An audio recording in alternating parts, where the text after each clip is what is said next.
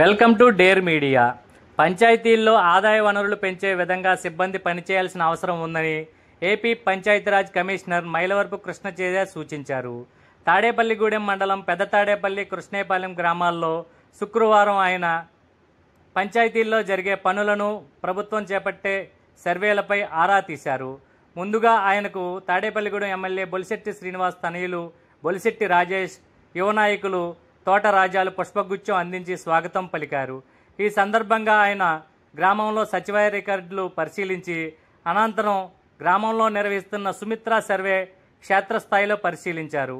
ఈ సందర్భంగా ఆయన పంచాయతీ సిబ్బందికి పలు సూచనలు చేశారు. సర్వే జరుగుతున్నప్పుడు పీపీఎం మ్యాప్ తప్పనిసరిగా దగ్గర ఉండాలని, అప్పుడే సర్వే శరవేగంగా సాగుతుందని సూచించారు.